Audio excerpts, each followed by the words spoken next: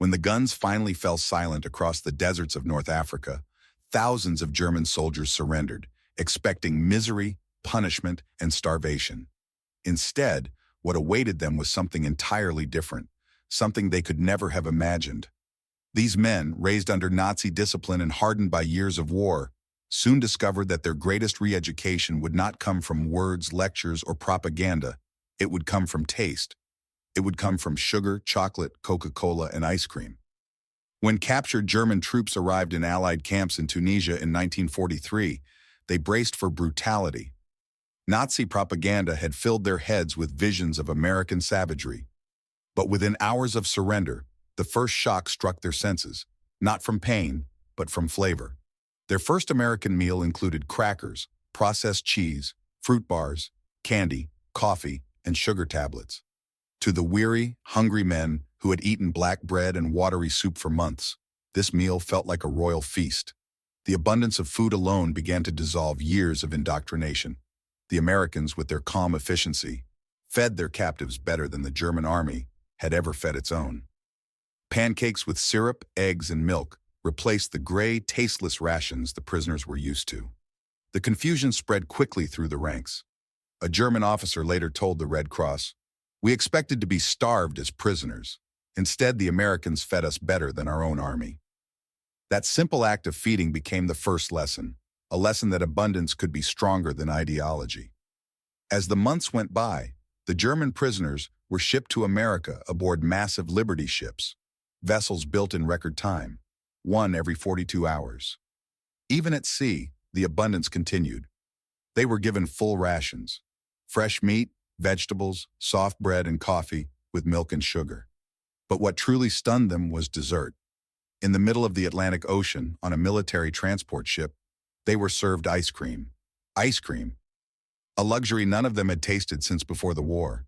The cold sweetness melting in their mouths under the blazing sun of July felt unreal. One soldier wrote in his diary, "We could not understand how they could make ice cream in the middle of the ocean." When they reached America, the disbelief deepened. The ports of Norfolk and Newport News seemed like alien worlds. Docks filled with cargo, machines, trucks, and workers moving in perfect coordination. Shops near the ports overflowed with candy bars, Hershey, Mars, Nestle, all neatly stacked for 5 cents each. This wasn't propaganda. It was daily life. The Germans saw Americans buying sweets casually, throwing away half-eaten candy bars, drinking Coca-Cola from glass bottles, and leaving them unfinished. In Germany, such waste would have been unthinkable. The train rides to the prison camps added another layer of shock. Instead of cattle cars, they rode in comfortable passenger trains with dining cars that served fried chicken, vegetables, pie, and coffee. It was not a trick. It was simply the American way of doing things. When they arrived at the camps, places like Crossville, Tennessee, or Hearne, Texas, they found barracks with electric lights, hot water, and toilets that flushed. Even more astonishing were the camp stores, known as PX shops. Inside, prisoners could buy Coca-Cola, Pepsi, Dr. Pepper, candy bars, ice cream, cigarettes, and even beer. Every prisoner earned about $1 a day through labor. A single day's pay could buy 16 Coca-Colas. For men who came from a land where sugar and chocolate were luxury items, this was incomprehensible. Coca-Cola quickly became a symbol, a fizzy, sweet symbol of democracy and industrial might. It represented a system so powerful that it could offer luxury to everyone, even to its enemies. Coca-Cola's production during the war was staggering, 5 billion bottles in 1943 alone. The same drink, the same taste, from Maine to Texas. It represented something the Germans had never achieved: perfect standardization, a unity of quality that reflected a deeper truth about American society. It was a system based on mass production, not control, on freedom, not fear. Then came ice cream. In the hot summers of 1943 and 1944, American camps made sure their prisoners had ice cream regularly. The U.S. Army considered ice cream essential for morale, so they built ice cream factories aboard ships. At Camp Shelby, Mississippi, prisoners watched in awe as soldiers made gallons of ice cream by hand, using ice, salt, and cream. To them, this was madness, a nation using its resources not just to fight a war, but to make desserts for fun. Yet in that madness lay the secret of freedom, abundance without fear. Sugar bowls sat on every mess hall table. Prisoners could take as much as they liked. In Germany, civilians got less than 300 grams of sugar per month. Here, sugar was endless. Some prisoners felt guilty using so much. Others simply stared, trying to understand how such abundance could exist. In one camp, when a few hundred pounds of sugar hardened from humidity, the Americans simply threw it away. The German cooks were horrified.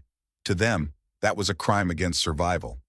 But to the Americans, it was nothing, a minor inconvenience. Thanksgiving and Christmas brought emotional moments that left permanent scars of wonder. On Thanksgiving Day 1943, every camp served roast turkey with stuffing, mashed potatoes, cranberry sauce, vegetables, and pumpkin pie. The same meal was given to American soldiers at the front lines. It wasn't about privilege, it was about equality. Even enemies were fed like friends. At Christmas, American civilians sent thousands of gifts to German prisoners: cookies, candy, cigarettes, books, and letters. These gestures pierced the Nazi myth of American cruelty.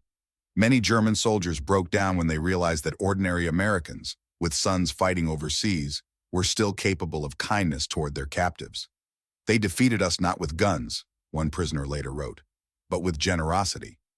By 1944, German prisoners were working on American farms and canneries and factories.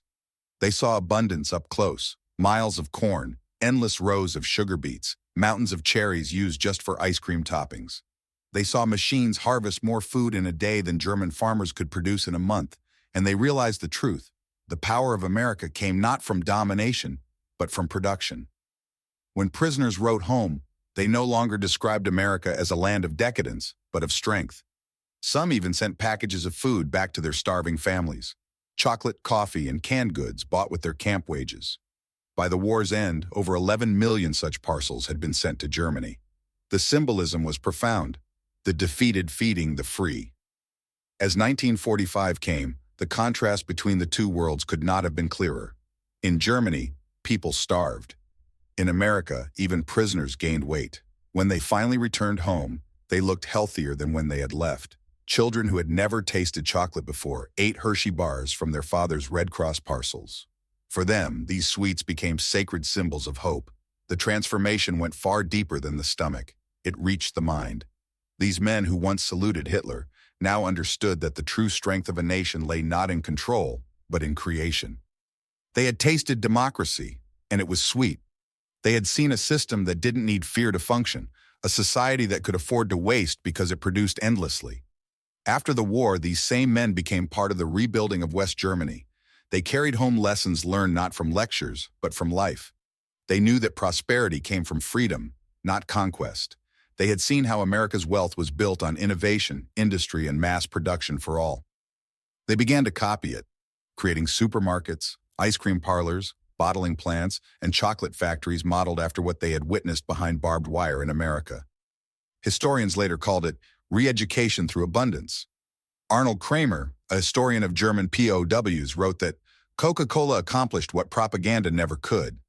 Every bottle, every candy bar, every scoop of ice cream told the same story. This is what freedom tastes like. In the years that followed, Coca-Cola returned to Germany. Ice cream parlors filled the streets. Supermarkets, an American invention, transformed the way Germans shopped. Former POWs helped launch businesses inspired by American efficiency. They introduced mass production and standardization, the very things they had once mocked as symbols of soulless capitalism. Now, they saw them as the foundations of stability. Even decades later, many of these men would speak about their first Coca-Cola or their first taste of ice cream in captivity. "That drink," one said in 1985, "was like drinking the future." The fizz of the soda, the sweetness of the sugar, it all represented something greater than taste. It represented possibility. The story of these prisoners shows that wars can be won in unexpected ways. The Americans did not just defeat the German army, they dismantled its ideology through generosity. By showing that freedom could feed more mouths, clothe more bodies, and sweeten more lives than tyranny ever could, they changed hearts permanently. In the end, the true weapon that defeated Nazism wasn't a bomb or a bullet. It was a bottle of Coca-Cola and a bowl of ice cream. It was the casual, everyday miracle of plenty. The idea that a society could produce enough not only for itself, but even for its enemies. The German POWs who once believed in supremacy returned home with a different faith, a belief in abundance, fairness, and creation. They became living proof that kindness can destroy hatred, and that democracy, when tasted, leaves a sweetness that never fades. Their story remains a timeless reminder. Sometimes the most powerful victories are not won through destruction, but through demonstration. The soft hiss of a Coca-Cola bottle opening, the melting sweetness of ice cream on a hot summer day. These small, ordinary joys carried a message more powerful than any weapon, the message that freedom at its best can be shared, savored, and even given to one's enemies. And so in the quiet corners of post-war Germany, as families gathered around tables to taste chocolate again or sip Coca-Cola for the first time, they were tasting not just sugar, but an idea, the idea that abundance, not fear, defines civilization. From that taste grew the economic miracle of the 1950s and the friendship between two former enemies. The soldiers who had once fought against democracy became its most devoted witnesses, carrying in their memories the undeniable truth that ice cream and Coca-Cola had done what armies never could. They had turned conquerors into believers.